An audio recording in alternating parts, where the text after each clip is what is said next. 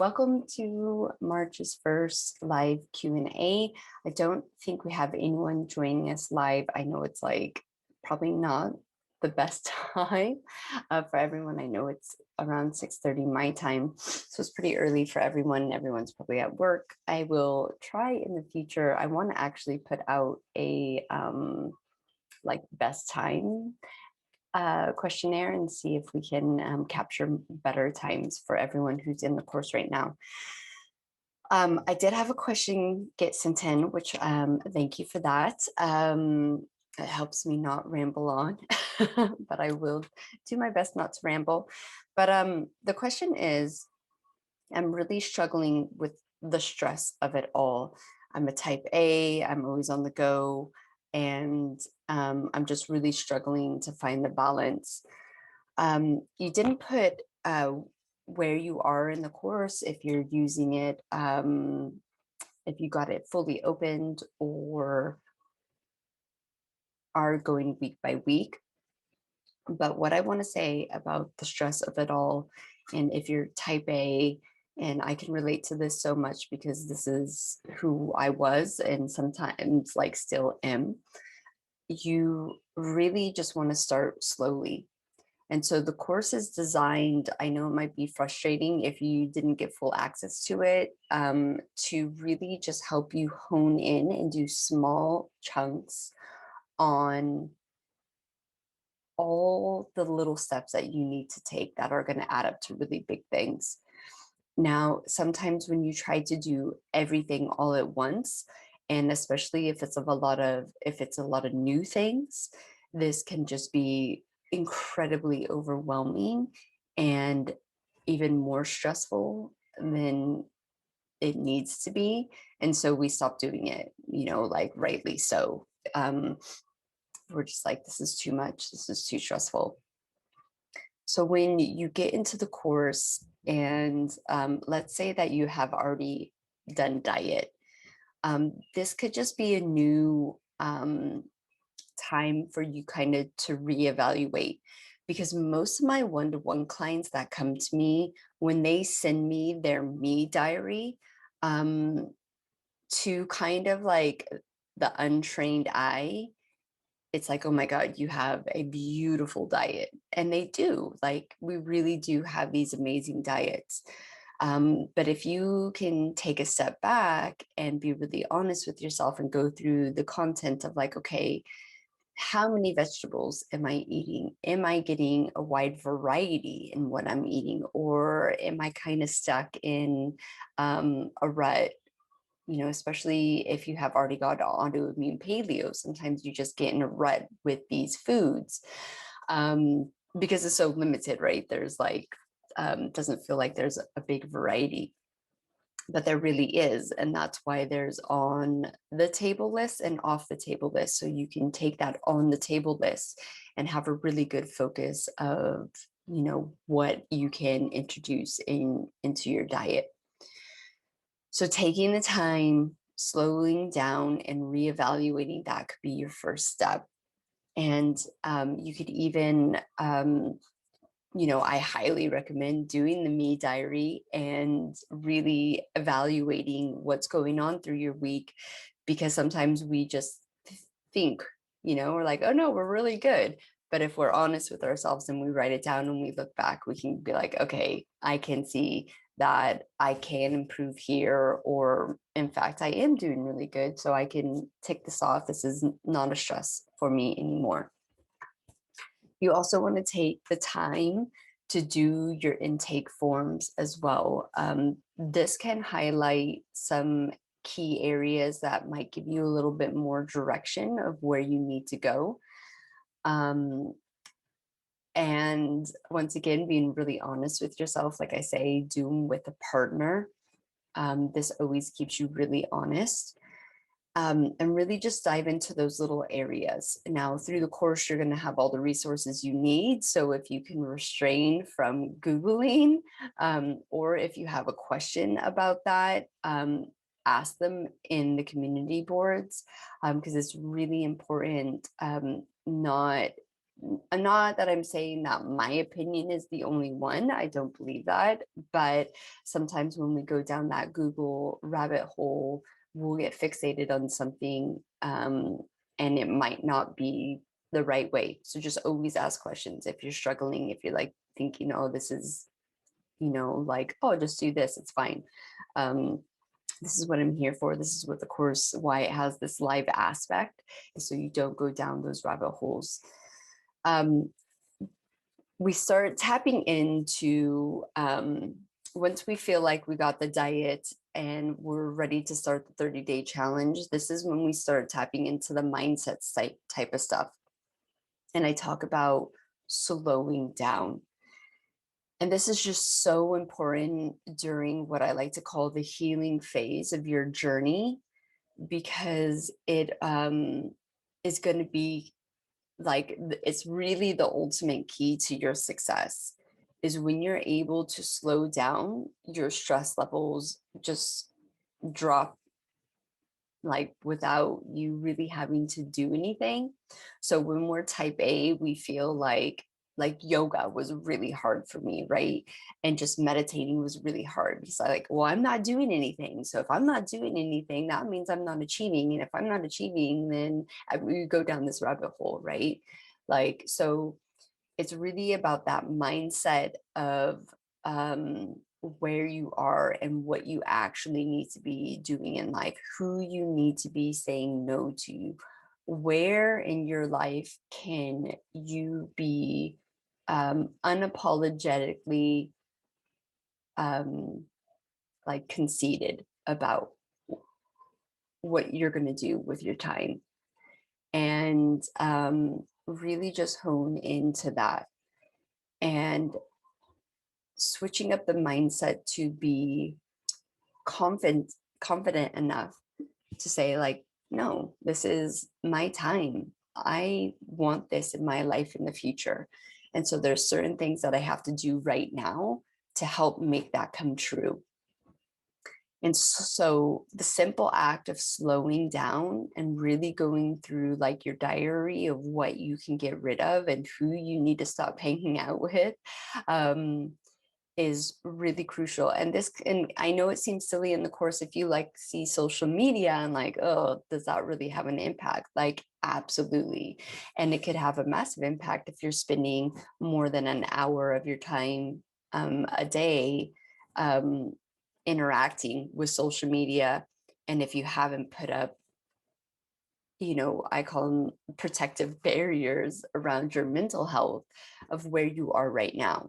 So like, for example, when I was down regulating to do my second frozen embryo transfer, they basically put me in menopause. I was like scrolling through Facebook, and one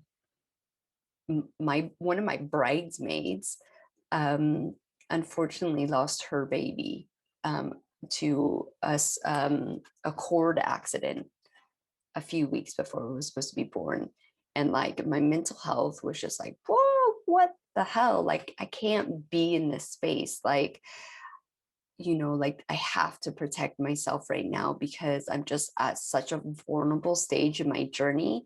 And it's not that I don't want to be there for my friends, but something like that from, maybe someone you're close to should be a phone call or even a text, like a personal text, like finding out about these things.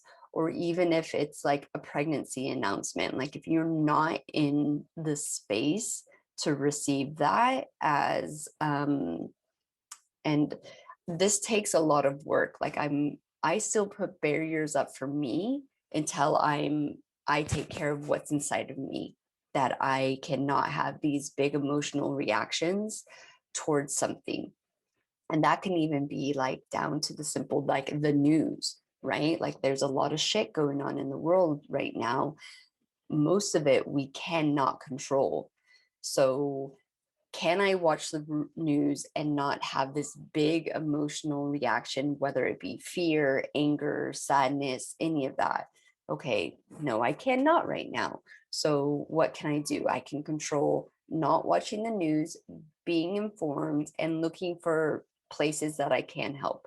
Who is contributing to helping families and children? Okay, I can donate my possessions, I can donate my money. I right now, right, is a huge focus for me is donating my mental space.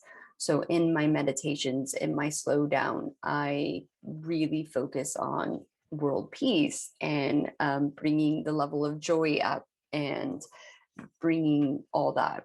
And I know that sounds like super woo woo and super crazy, but hopefully at the end of this course, you'll understand that your emotions and your feelings and all that are so powerful. Now, do you have to be a Buddhist monk by the end of this course to get pregnant? Absolutely not. I was not. I still am not. But getting back to those stress levels and not being, like just really struggling to take control of that anxiety, just starting with that mental state and slowing down will dramatically help. And so when we get more in depth into the course, we talk about past traumas and how this can be greatly impacting our fertility because we are always in this hyper state of fight or flight, or they're having control of our subconscious mind. So we're unable to deeply believe that we're worthy. So we start subconsciously self-sabotaging. So if you have ever wondered, why can't I stick to this diet? Why can't I cut off the caffeine? Why can't I cut off the alcohol? Why can't I do the things that I know? You're here, right? You know this stuff. You now have entered a certain level of like, okay, I'm taking control. I have a belief that this will work. And so when you continuously do things that aren't serving your highest purpose right now, you have to start asking yourself, okay, what's that subconscious belief that's blocking me? And a lot of the time it comes back to our childhood. And we use the word trauma as just a word to describe anything that is traumatic to you. So it doesn't have to be necessarily what society has put on to trauma, like a big event, right? It could be very many small events adding up to this subconscious belief that is traumatic for you. So that's another thing that we tap into. And I do think you have to be willing to start exploring this stuff. I put in the community Gabby's new book, Happy Days. She talks about it as being wondering. You have to be open to wondering. So you, for me, just have to be open, right, to exploring this type of stuff. And it could be a really important piece for you. Now, do you have to get down to every traumatic experience and uncover every single layer, every onion? No, I think anyone who has done the trauma part of the course or has even started looking at past events and changed those things up already know that it's a slow process and that it is a layer by layer event. And sometimes you'll just want to put that onion in the refrigerator and say, thank you very much for that layer you just undid. I'm just going to sit with this layer for a while and really honor the time and space, because healing isn't always quick and it's not always linear, right? Sometimes we fall back and then we go forward, then we fall back. It really depends on the situation. It depends on what type of support you have around you. Obviously, that's why we talk about cutting certain people, certain places, certain events out of our lives, because they can be highly triggering. And if you're not in a state where you're taking care of your own emotions and you can control your own emotions and you're not getting triggered, it's just best to just stay away from all of that as much as you possibly can. I know sometimes we have like family members that are super triggering, and it's harder to get rid of those people. Not get rid of them, but just slowly go less often, don't stay as long, and you will see it does benefit your overall mental and emotional well-being. It helps with your stress levels. I mean, sometimes they are the cause of the stress, right? And the thing is we're never going to be able to change them.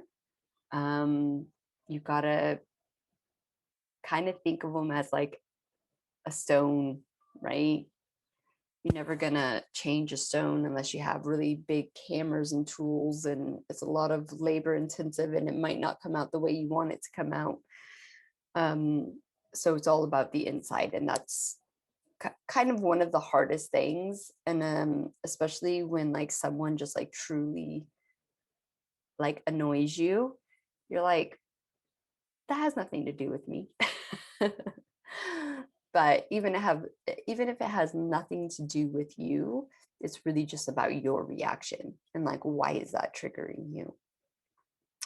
So another thing we talk about is finding joy in our lives.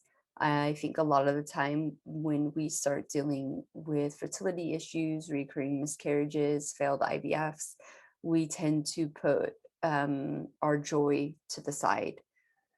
So whatever that is for you, and obviously it can't be drinking and staying up late, even though sometimes those are really joyful. But sometimes we just let the things that we love fall to the side. There's not enough time. Work's got in the way, other life, events have got in the way. So when we're slowing down, when we're saying no to the things that don't serve us, we do create that time to bring the things that we love and bring joy into our lives. And so even if that is like literally sitting down with a book, and getting into that mindset that this is serving my highest purpose. So if this is serving my highest purpose right now, this is me doing something, like I know for a long time, if I like sat and did nothing, it was like, okay, I wasn't productive today. Right. And so it's once again, refraining our mindset of like, I don't need to be productive all the time. And unfortunately, I think that's why we're seeing a lot of women dealing with fertility issues, dealing with autoimmune issues, is because we've really been conditioned to just be on hyperdrive all the time. And if we're not, then there's something wrong with us. And it comes down to our worthiness and our self-love. And that's like why it's really important to tap into those things. I know for a long time, if I was really honest with myself back then, like didn't even feel worthy to be a mom, right? So looking at those things and discovering them and rearranging them very slowly. There's a lot of resources through the course that, this could be taking your time when you slow down. Okay, instead of watching another Netflix or scrolling on social media or even cleaning the house or doing extra work for your job that you're not getting paid for, going, okay, I'm going to sit down, I'm going to take a section of this course and I'm going to watch every hyperlink in there, right? Or this week, and this is why the course is chunked down, is because there's lots of things for you to explore so you can find what resonates with you. I think that's where a lot of courses go wrong, is they're like, well, this is the one way, this is the book I read, this is the videos I watched, or this is the diet I did, so therefore it has to work for everyone. And that's just not true. So you really need to invest your time in figuring out what practices serve you. what brings you joy? My joy is not the same as your joy. Where are you at with your type A? Are you able to sit and meditate for 10 minutes? Because if you're not, don't strive for that. Strive for 5 minutes. Do a movement meditation. Go out for a walk. Put in, podcasting for me was like a lifesaver, just learning, just sitting down and doing nothing and listening to a podcast. One was, at the time, I didn't realize helping to tackle my overworked adrenal and giving that thing a rest. But it was also inspiring me and motivating me. And sometimes the podcast like had nothing new in it or nothing exciting. And then sometimes it was like the biggest revelation of my life. Like I remember listening to one about eating and how like everyone needs to slow down and chew their food and be conscious. And like, I don't know why, but I was like, and I still am. I still have to sit down when I sit down and take a deep breath. And even my sons, because I'm so conscious of like, you don't need to eat fast. And when I do eat fast, they're like, Mommy, you ate that way too fast. So it's just little things like that and finding where you need to be. And if you're in a space of, I'm so stressed out, all the stuff that I need to change because of my fertility issues is stressing me out, then that is you just need to really be honest with yourself of like, what's more important right now? Do you just have to work right now? Is that what is important to you? Then that's what's important and that's fine. But maybe take a step away from trying to make big changes in your life. Even have a few months off of trying to conceive and just focus on what you feel is the most important thing. And then when you're like, okay, that is done, that big job or that project that I needed to get finished is done. Now I can focus on myself. Because I think that's where a lot of people go wrong, is they think they can do both, right? And once again, we've been conditioned as women to be super and like we're all functioning, we could do it all.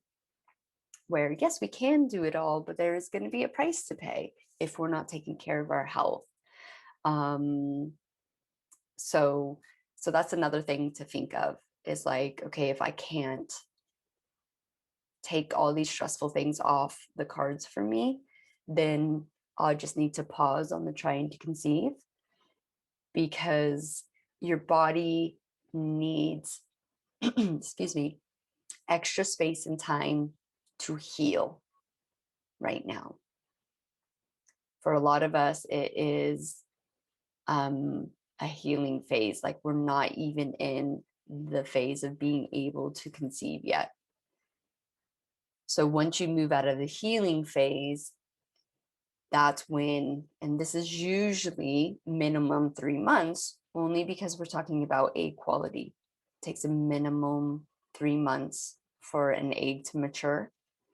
And so when you're looking at that, your body really needs to be in a state of health to take care of all the things that are most likely causing your infertility, to then go down to your lady bits and give all that extraness that it has now, because a lot of us dealing with infertility have been in such a lack state.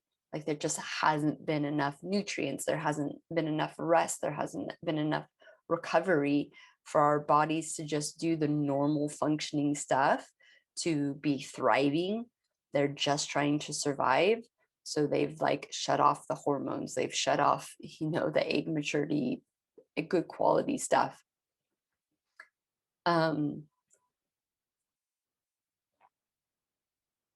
Excuse me. So I hope that's helped. I mean, it's a little bit raw and honest, but that's what I'm here for. So get really raw and honest with yourself about where the main causes of stress are coming from. What can you actually physically do about them to lessen them? Then what can you actually do internally? What modalities can you find to help with those stressors? And go from there and keep trial and airing. Keep trying different things to find what really resonates with you. And just like training for a marathon, your brain is the same way. You have to rewire it. And we talk about that, I'm pretty sure in week 3. So yeah, in week 3, this is what we talk about. And it's just really, really important. I think it's missing from a lot of people's journeys. Obviously, doctors are not talking about this. And this is just a big missing piece for everyone. It's hard, and I want to honor that for you. It's really hard, and it's an ongoing process. But keep telling yourself that, I don't want to say like this is hard, because I tell you don't say that about your diet. But just keep telling yourself this is serving your highest purpose. This is serving your ultimate goal right now. Like, because it's not tangible, because you can't get these instant necessarily results out of it, it's really important just to keep on your goals list, because reducing your stress levels will absolutely help improve your hormones, improve your weight, improve your skin, improve your fertility. So it's going to be a combination of the diet and the stress. And especially if you're already being honest with yourself that this is really overwhelming. Deep breaths, take it slow, find what works with you, and just keep adding on bit by bit. But the main thing is slow down and really go into those bits of the course where we're asking you to be really honest, and where can you detox your life, your social media, your work, your home, all these areas. Where can you take those stressful bits out and literally just go done, like a camp for 6 months. And then the things that you cannot get rid of your life, just find those modalities that are going to help you get through it. All right, so I hope that's helped. Once again, I'm such a rambler, but reach out on the community boards with any more questions. We're going to do another live at the end of the month. I think it's like I don't want to say, it is at the end of the month. I'll get an email out to remind everyone. So have a beautiful day, and we'll connect soon. Bye.